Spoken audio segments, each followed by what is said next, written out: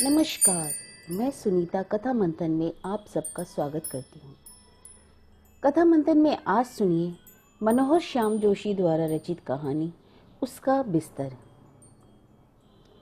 बहुत मुश्किल से एक अदद मामूली नौकरी पा लेने के बाद उसने महसूस किया कि अभी और भी कई चीज़ें हैं जिन्हें पा सकना आसान नहीं। सबसे पहले महानगरी दिल्ली में रहने के लिए जगह।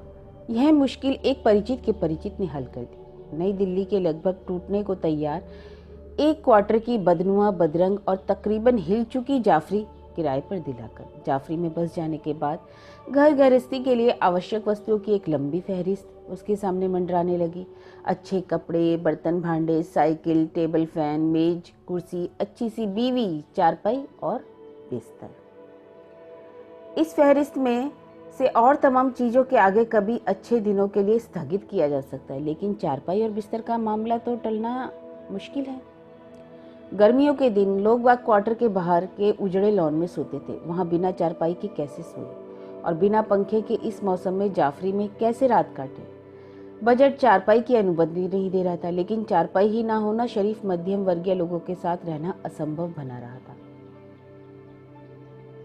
लिहाजा सिगरेट की जगह बीड़ी अपनाने का संकल्प करके उसने सबसे सस्ती मूंज की एक चारपाई ले ली। जब इस नई चारपाई पर उसने अपना पुराना बिस्तर बिछाया तब उसे बहुत संकोच हुआ। उसने महसूस किया कि चारपाई पर उसका बिस्तर नहीं, उसकी दरिद्रता की नुमाइश लगी है। एक मैली सी रजाई जिसमें रुई और इकसार नहीं रह गई थी, एक उससे भी मैला गद्दा जो कई जगह से फटा था, एक मुड़ा तुड़ा बिना खोल का चिकट तकिया, न दरी न चद्दर, और इस बिस्तर में वह खास महकती जो पहाड़ की सीलन में रह चुकने की सूचना देती है। बिस्तर का रंग रूप, बिस्तर की गंध अनुभवी दर्शक के मन में खटमल पिस्सू की आशंका को जन्म देती थी। अगले दिन सुबह क्वार्टर मालिक ने बिस्तर को धूप में दिखाने की नेक सलाह देकर इस आशंका को परोक्ष रूप से प्रकट कर दिया। उनकी बात सुनकर वह बहुत झेपा। उसे लगा कि अपनी जात और अपने जिले के क्वार्टर मालिक पर न सिर्फ उसके बिस्तर के खटमल बल्कि घर के तमाम भेद जाहिर हो गए हैं। उसके बाप का शराब और जुए के कर्ज में डूबकर मरना, उसकी माँ के हिस्टीरिया के दौरे, भगौड़े छोटे भाई का एक बार चोरी में पकड़ा जाना और उसकी बहन की बेबुनियाद मगर बहुत फैली बदनामी। उसने जितना ही सोचा उतना ही यह महसूस किया कि अपने कभी खुशहाल कुनबे की मौजूदा कंगाली का यह विज्ञापन, वह बिस्तर उसे फेंक ही देना होगा। लेकिन फेंक दे तो सोए किस पर और नया बनाए तो कैसे? अभी तो चारपाई लेना ही मुश्किल हो गया है। पहला वेतन मिलने पर भी स्थिति लगभग ऐसी ही रहेगी, क्योंकि नौकरी की खोज के दौरान लोगों का जो उधार हुआ है वह चुकाना होगा। घर में पिताजी के मरने और बदनामी के डर के कारण बहन के सेविका पद से मुक्त हो जाने और छोटे भाई के भाग जाने के बाद बेसहारा हुए 6 जनों के परिवार की परवरिश के लिए कुछ तो भेजना ही होगा और अपना सारा महीने का खर्च निकालना होगा। ऐसा देखा जाए तो वह महीनों तक बिस्तर लायक पैसे नहीं जोड़ पाएगा। वह बिस्तर की समस्या से आक्रांत रहने लगा। इस तरह आक्रांत रहने पर उसे खुद अपने से झुंझलाहट होने लगी। उसे अपनी बुनियादी मूर्खता का आभास सालने लगा। अगर चतुर होता तो क्या इतना मामूली सा मसला हल नहीं कर पाता? अरे लोग बाग कैसे कैसे मसले हल कर लेते हैं। लोटा लेकर घर से निकलते ही लखपति होकर लौटते हैं और वह एक बिस्तर का जुगाड़ नहीं कर पा रहा। इस बारे में सलाह ले तो किससे? जो सुनेगा वही हंसेगा। एक बार उसके मन में थोड़ी चतुराई आई। सोचा क्यों ना केवल एक चादर और दरी ले लूं और तकिए का खोल बनवा लूं। इस चतुराई पर वह बहुत खुश हुआ। हालांकि चादर, दरी और खोल के लिए भी अभी तक उसके पास पैसे नहीं थे और ना पहला वेतन मिलने पर हो सकते थे। मजबूरी ने सारी खुशी खत्म कर दी। तब उसे चतुराइयों में खामियां नजर आने लगी। क्या केवल चादर और दरी को बिस्तर कहा जा सकता है? क्या चादर और दरी हो जाने पर वह पुराना गद्दा रजाई फेंक सकेगा? अगर नहीं फेंकेगा तो क्या वे उसकी दरिद्रता की नुमाइश नहीं करते रहेंगे?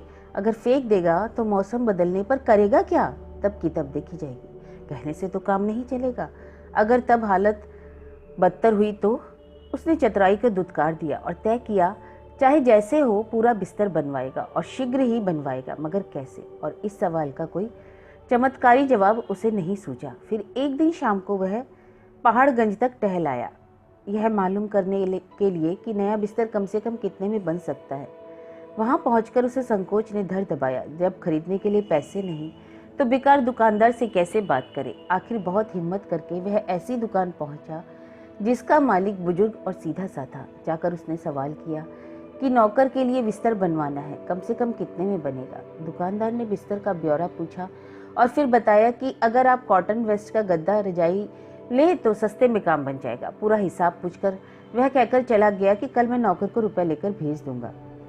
इसके बाद वह टहलता हुआ अपने नियत ढाबे पे खाने पहुंचा और सहसा सस्ते बिस्तर बनवा सकने का एक गैर चमत्कारी उपाय उसे सूझा, त्याग और तपस्या। आज से वह सब्जी वगैरह कुछ नहीं लेगा, केवल दाल प्याज और चटनी के साथ ही रोटी खाएगा। दफ्तर आने जाने के लिए बस नहीं, पैदल ही चला जाया करेगा। चाय दिन में एक ही बार पिएगा। इस तरह यहाँ वहाँ खर्च में करत ब्यौत करके वह पहला वेतन मिलने पर नया वेतन मिलने का दुस्साहस कर डालेगा। संभव है इस दुस्साहस के कारण अगले महीने के अंत में सूखी रोटी के लाले पड़ जाएं, लेकिन दुस्साहस तो करना ही होगा क्योंकि बिस्तर बनवाना प्रतिष्ठा का प्रश्न बन चुका है। और पहला वेतन मिलने पर उसने बिस्तर बनवा ही डाला। क्वार्टर मालिक ने जब कहा कि यह काम आपने तो अच्छा किया, तब उसे अपनी तपस्या सार्थक जान पड़ी। बिस्तर पर लेटकर उसके गुदगुदेपन और हाथ पांव लंबे पसार कर उसके नएपन की गंध से नथुने भरकर वह और भी संतुष्ट हुआ। तभी उसकी दृष्टि लॉन पर केवल एक फटी दरी बिछाकर लेटे हुए भान सिंह पर पड़ी।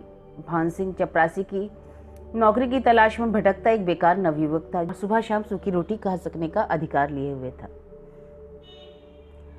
कुछ देर तक वह अपने नए बिस्तर पर लेटे लेटे भान सिंह के नाचीज बिस्तर को देखता रहा। फिर वह झटके से उठा। उसने जाफरी खोली और पुराना बिस्तर निकालकर भान सिंह को बख्शीश दिया।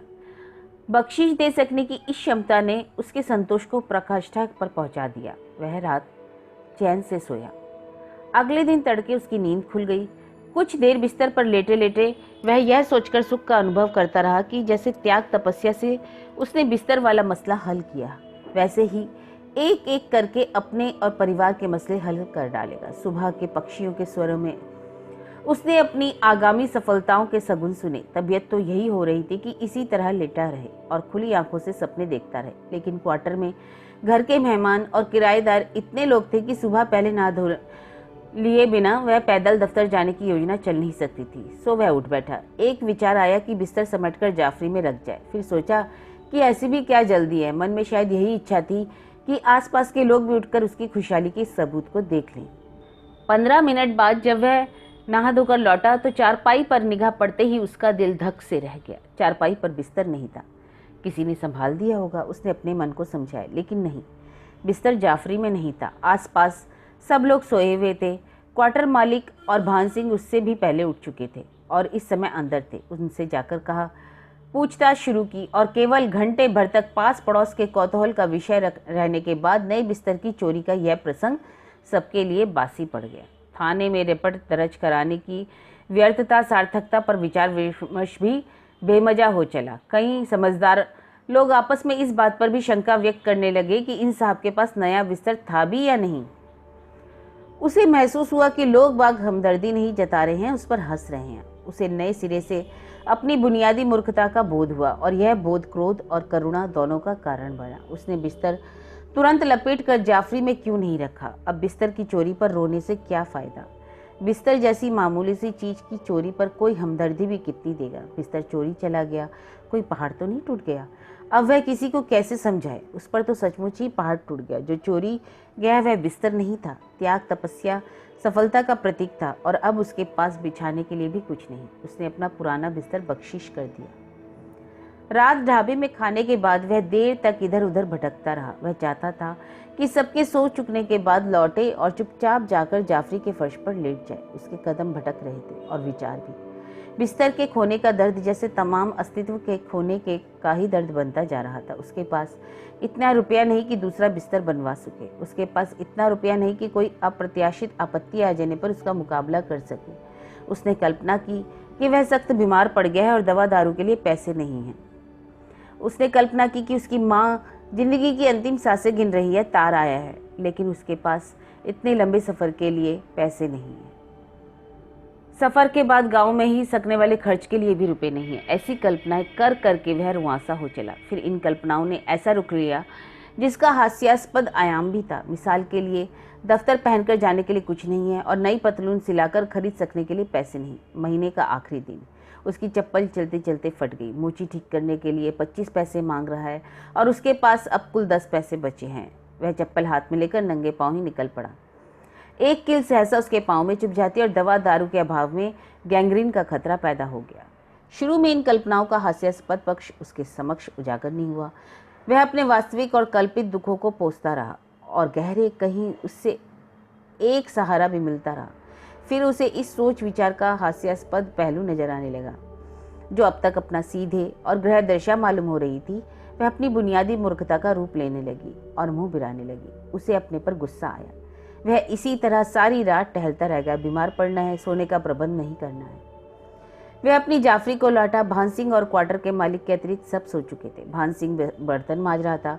क्वार्टर मालिक अपने गांव की जमीन के कुछ कागजात से माथापच्ची कर रहे थे। उन्होंने कागजात फाइल में बंद किए, चश्मा उतारा और बोले, कहिए, आज बड़ी देर कर दी लौटने में? अब सोने की तैयारी है। वह कहना चाहता था कि मेरा बिस्तर तो चोरी चला गया है, लेकिन ऐसा कहना अपनी मूर्खता का एक और सबूत देने जैसा लगा। क्वार्टर मालिक को मालूम है कि बिस्तर चोरी चला गया है। उसके चुप रहने पर बिस्तर मालिक ने बिस्तर की चोरी पर नए सिरे से सहानुभूति व्यक्त की और इस बात पर संतोष व्यक्त किया कि उसके पास पुराना बिस्तर तो है।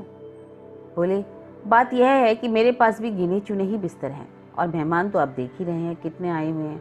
उनमें से भी एक के पास बिस्तर नहीं है, वरना मैं आपको एक दे देता। कहिए तो पड़ोस से दरी वरी का प्रबंध करूं। तकल्लुफ की कोई बात नहीं, उसकी कोई जरूरत नहीं है। उसने आराम से कहा और फिर जाफरी में जाकर पेंसिल कॉपी लेकर दिखावे की व्यस्तता में डूब गया। क्वार्टर मालिक एक गहरी डकार लेकर सोने चले गए। थोड़ी देर में भान सिंह आया। बरामदे में भान सिंह ने उसकी चारपाई उठाई और बाहर रख दी। फिर वह आकर बोला, आज सोएंगे नहीं बाबू साहब? इस प्रश्न पर उसे बहुत गुस्सा आया, लेकिन गुस्से को पीकर उसने कहा, सोऊं किस पर? बिस्तर तो है ही नहीं। बिस्तर है, भान सिंह ने कहा, बिछा भी दिया है, जाइए आराम कीजिए। उसे आश्चर्य हुआ। जाफरी पर ताला लगाते हुए उसने एक क्षण यह कल्पना भी की कि भान सिंह किसी चमत्कार से उसका नया बिस्तर ढूंढ आया है क्या। खाट पर वही पुराना बिस्तर बिछा हुआ था जो उसने भान सिंह को बख्शीश कर दिया था। कांपते हुए स्वर में उसने विरोध किया, यह नहीं हो सकता भान सिंह।